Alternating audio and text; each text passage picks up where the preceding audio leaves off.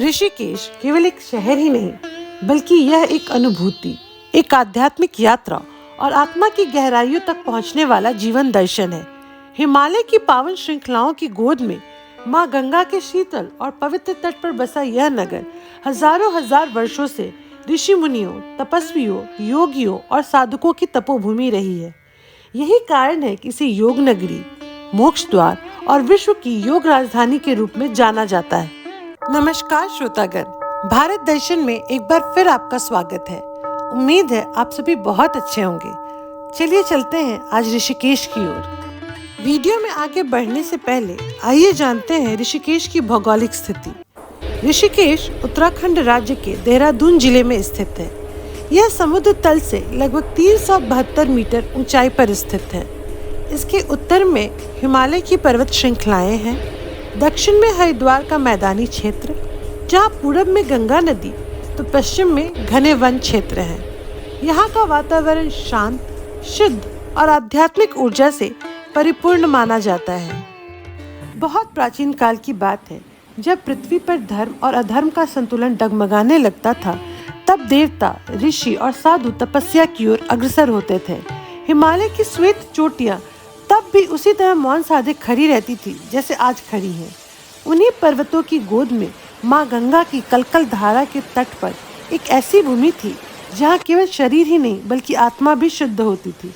वही भूमि आगे चलकर ऋषिकेश कहलाई। यह कथा किसी एक राजा या किसी एक युद्ध या किसी एक युग की नहीं है। यह कथा है तप, त्याग, योग और मोक्ष की। यह कथा है उस स्थान की जहाँ देवता ने भी आकर नमन किया। सतयुग का समय था, धर्म अपने पूर्ण स्वरूप में था, फिर भी कुछ ऋषियों का हृदय संसार के कल्याण हेतु व्याकुल रहता था। उन्हीं में से एक ऋषि थे ऋषि रंभ्य। वे महान तपस्वी थे। उन्होंने गंगा तट पर कठोर तपस्या आरंभ की। दिन बीतते गए, सूर्य, चंद्रमा, ऋतुएं बदलती रही, पर ऋषि की साधना अडिग रही। वे केवल गंगा जल पीते, वायु का ग्रहण करते और नारायण नारायण का जप करते। एक दिन देवताओं में चर्चा होने लगी, इतने कठोर तपस्या से भी पृथ्वी का संतुलन बदल सकता है। तब स्वयं भगवान विष्णु वैकुंठ लोक से चल पड़े। गंगा जी के तट पर दिव्य प्रकाश फैला। ऋषि रंभ्य ने नेत्र खोले और उनके सामने चतुर्भुज स्वरूप में भगवान विष्णु खड़े थे। ऋषि कांपते हुए स्वर में बोले, प्रभु, मैंने धन, यश या सिद्धि की इच्छा नहीं की है। बस इतना वरदान चाहता हूँ, यह भूमि सदा साधकों की शरण बने। भगवान विष्णु मुस्कुराए और बोले, वत्स, मैं तुमसे प्रसन्न हूँ। आज से इस भूमि को ऋषिकेश नाम से जाना जाएगा, जहाँ ऋषियों के ईश का वास होगा। यहाँ जो भी श्रद्धा से आएगा उसे आत्मिक शांति मिलेगी। इतना कहकर भगवान विष्णु अंतर्ध्यान हो गए और उसी दिन से यह भूमि मोक्ष द्वार कहलाने लगी। कालांतर में राजा भगीरथ ने गंगा जी को पृथ्वी पर लाने हेतु कठोर तप किया। गंगा जी का वेग अत्यंत प्रचंड था। उन्हें संभालने के लिए भगवान शिव ने अपनी जटाओं में गंगा जी को धारण किया। जब गंगा जी धरती पर उतरी, वो हिमालय से बहती हुई ऋषिकेश पहुंची। यहाँ आकर उनका स्वरूप शांत, सौम्य और करुणामय हो गया। यहीं से गंगा जी मैदानी क्षेत्र में प्रवेश करती हैं। तभी से माना गया कि ऋषिकेश में गंगा जी केवल नदी ही नहीं बल्कि माँ है। हिंदू धर्म में ऋषिकेश को अत्यंत पवित्र स्थान माना गया है। कहा जाता है यहाँ गंगा जी में स्नान करने से पापों का नाश होता है और मोक्ष की प्राप्ति होती है। यह स्थान विशेष रूप से तपस्या, योग, ध्यान, वेद अध्ययन और साधना के लिए प्रसिद्ध है। भरत मंदिर और शंकराचार्य का संबंध। कलयुग का प्रारंभ हो चुका था और धर्म को संगठित करने हेतु आदि गुरु शंकराचार्य भारत भ्रमण पर निकले। वे ऋषिकेश आए और यहाँ पर भरत मंदिर का निर्माण किया।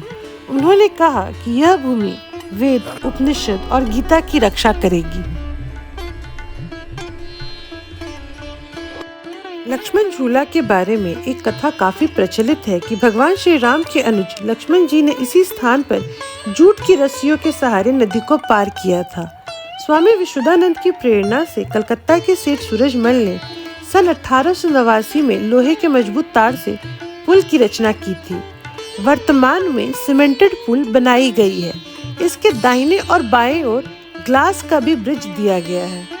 लक्ष्मण झूला के अलावा यहाँ 2 झूले और हैं, राम झूला और जानकी झूला, जो स्वर्गाश्रम, शिवानंद आश्रम, परमार्थ आश्रम, मुनि की रेती आश्रम, 84 कुटिया जिसे बीटल्स आश्रम के नाम से भी जाना जाता है, उन्हें जोड़ता है।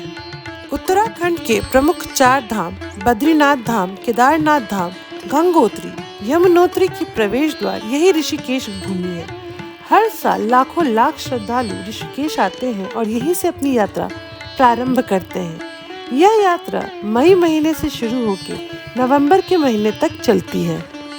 राजा महाराजा आए और चले गए, परंतु ऋषिकेश में रहने वाले साधु अचल हैं।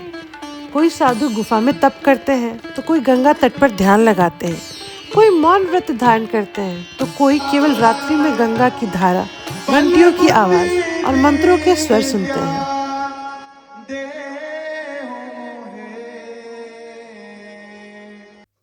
ऋषिकेश, जिसे विश्व की योग राजधानी के रूप में जाना जाता है, यहाँ पर हठ योग, राजयोग, कुंडलिनी योग, ध्यान, प्राणायाम की शिक्षा दी जाती है। सभी की जड़ें इसी ऋषिकेश भूमि से जुड़ी हुई हैं। समुद्र मंथन के समय जब विष निकले तो भगवान शिव ने उनका पान कर लिया। माता पार्वती ने उनके कंठ पर हाथ रखा, जिससे विष का प्रभाव कंठ में ठहर गया। जहाँ विष ठहरा उसी स्थान को नीलकंठ कहते हैं। आज भी शिव भक्त वहाँ जाकर कहते हैं, हे नीलकंठ, हमारे जीवन के भी विष हर लो। त्रिवेणी घाट की आरती ऋषिकेश में काफी प्रसिद्ध है। त्रिवेणी घाट वह स्थान है जहाँ पर गंगा, यमुना और अदृश्य सरस्वती मिलती है। ठंडी के दिनों में यहाँ पर संध्या आरती शाम 5:30 बजे से लेकर 6 बजे तक होती है।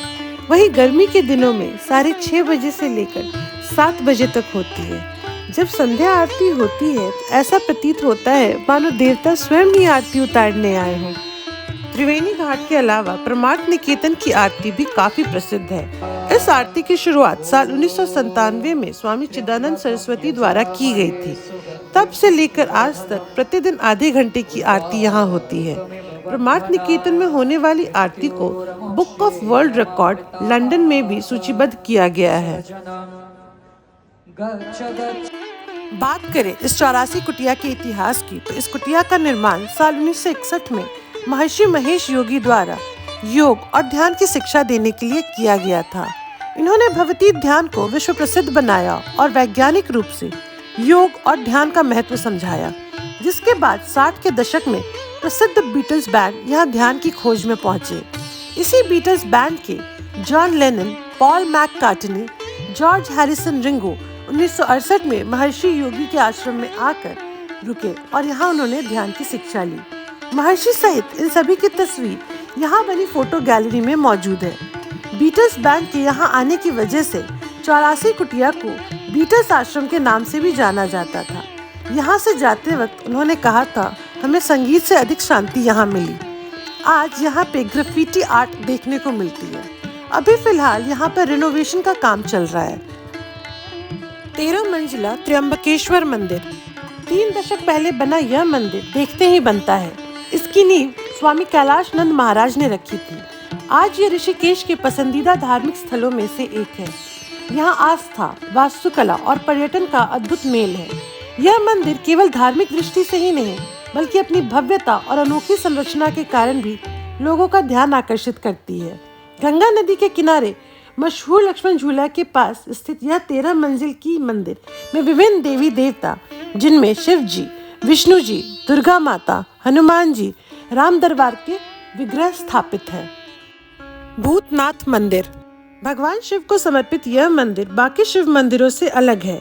एक गूढ़ पौराणिक कथा के अनुसार भगवान शिव जब माता पार्वती से विवाह करने के लिए कैलाश पर्वत से बारात लेकर निकले तो उनकी बारात एक दिन के लिए यहाँ रुकी।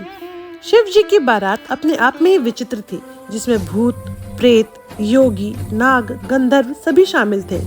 इस स्थान पर रुकने के बाद यहाँ की जगह को एक विशेष ऊर्जा प्राप्त हुई। तभी से इस मंदिर को भूतनाथ मंदिर के नाम से जाना जाता है। जहाँ स्वर्ग आश्रम में तपस्वी और साधु ध्यान और योग साधना के लिए आते हैं, वहीं गीता भवन में प्रतिदिन गीता के प्रवचन और सत्संग होते हैं। यह तो रही ऋषिकेश के धार्मिक महत्व की बात। इसके अलावा ऋषिकेश आयुर्वेद और प्राकृतिक चिकित्सा का प्रमुख केंद्र है, जिनमें पंचकर्म, योग चिकित्सा, ध्यान चिकित्सा और प्राकृतिक चिकित्सा काफी महत्व रखती है। इसके अलावा ऋषिकेश को भारत का एडवेंचर कैपिटल भी कहा जाता है, जिनमें होने वाले प्रमुख गतिविधियां हैं गंगा में river rafting, bungee jumping, cliff jumping, trekking, जंगल सफारी और कैंपिंग।